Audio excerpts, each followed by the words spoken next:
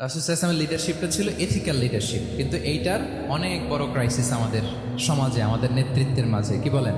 নৈতিকতার ঘাটতি আছে না? নৈতিকতা বিবর্জিত নেতৃত্ব, এটা দিয়ে কিছুই হয় না। একটা জাতির ধ্বংসের জন্য নৈতিকতা বিবর্জিত নেতৃত্বই যথেষ্ট।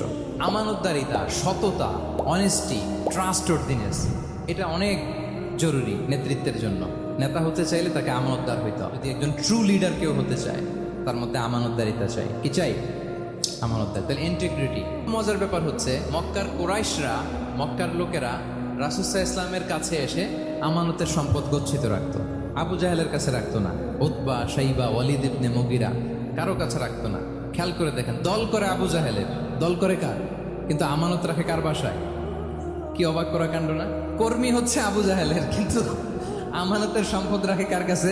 মুহাম্মদ সাল্লাল্লাহু আলাইহি ওয়াসাল্লামের বাসায়। রাসূল সাল্লাল্লাহু আলাইহি ওয়াসাল্লাম যেদিন হিজরত করবেন, উনি সাইয়েদনা আলী রাদিয়াল্লাহু তাআলা আনহুকে অ্যাসাইন করে গিয়েছেন যে, আলী তুমি থাকো, তুমি কয়েকদিন পরে মদিনায় হিজরতে যাবা, আমার কাছে যত আমানতের সম্পদ আছে এগুলো তুমি আগে বিলি করে তারপরে যাবে। রাসূল সাল্লাল্লাহু আবু বকর রাদিয়াল্লাহু তাআলা আনহুকে নিয়ে চলে গেলেন। আলী রাদিয়াল্লাহু তাআলা আনহুর টানা 3 দিন লেগেছে যে ডেপোজিটগুলো রাসূল সাল্লাল্লাহু আলাইহি ওয়াসাল্লামের কাছে ছিল, আমানতের যেই জিনিসগুলো ছিল এগুলো বন্টন করতে সাইয়েদনা আলী রাদিয়াল্লাহু তাআলা আনহু 3 দিন সময় নিয়েছেন। 3 দিন। এত পরিমাণ আমানতের সম্পদ রাসূল সাল্লাল্লাহু আলাইহি ওয়াসাল্লামের কাছে ছিল। আল্লাহু